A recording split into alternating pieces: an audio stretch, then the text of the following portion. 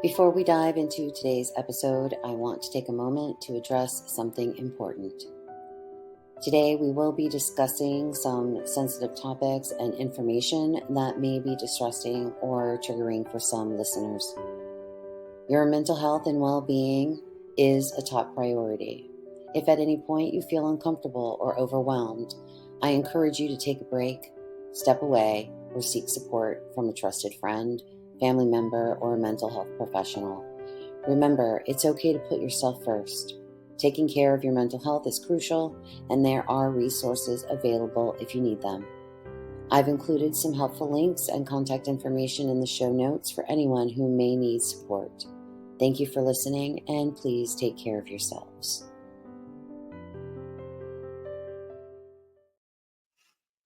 Welcome back to the Nana Boss Audits and Investigations for another episode of the Scientology Chronicles.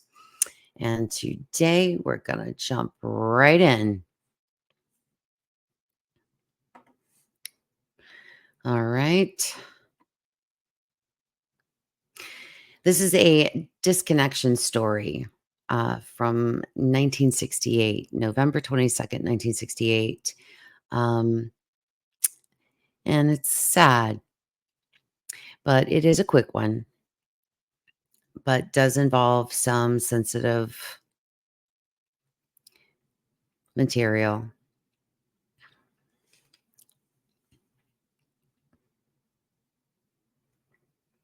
All right. This document is from November 22nd, 1968. On this date, I received a phone assignment from Food and Drug Officer Ryan of Baltimore District to contact a Father E. McCorkle and a Father Pascal Balkan at the Holy Cross Abbey, Berryville, Virginia, and obtain any information they might have on Scientology patients. Upon arriving at the Abbey, I spoke with Father McCorkle, the Abbey, and Father Balkan, the guest master. They stated that in July of 1968, Robert Noble had arrived at the Abbey and expressed a desire to join their order, the Trappist monks. They stated that Mr. Noble was 23 or 24 years old and had a history of drug abuse.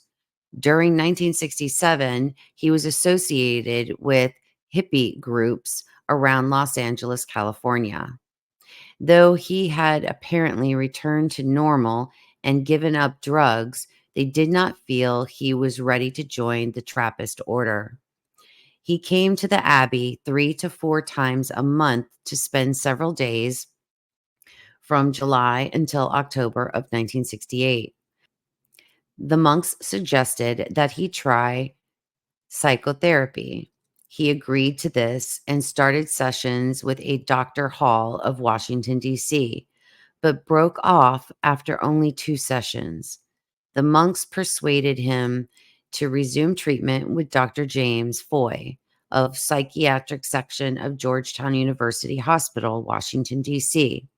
He went to several sessions with this psychiatrist and promised the monks to continue treatment at least 8 weeks in early November.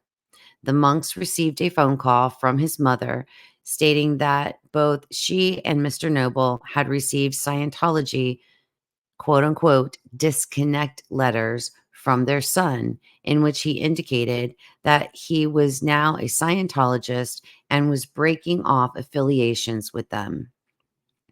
Apparently, his visits to Dr. Foy were stopped, and about this time, the monks visited him at his new living quarters at a Scientology headquarters on 19th Street in Washington, D.C. While still friendly, he refuses to return to the monastery and would not see his parents or speak with them. He reportedly hates his parents and have nothing to do with them. Due to his history of drug abuse, his parents,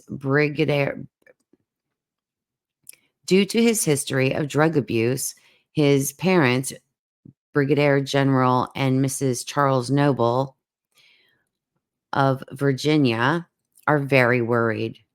At the time they visited Richard Noble at Scientology headquarters, the monks met John Devereaux, his roommate.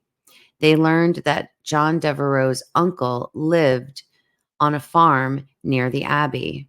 His uncle, Mr. Kemp Devereaux, can be reached at Western Avenue, Northwest Washington, D.C.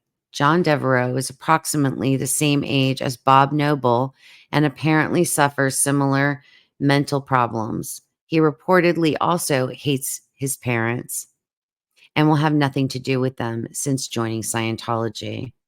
On returning to the office, I was informed that this assignment had been modified. Therefore, no further interviews were made. Michael D. Kennedy, Inspector, Baltimore District. You know,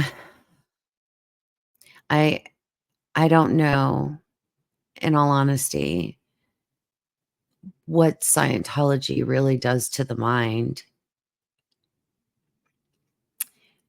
to take two young men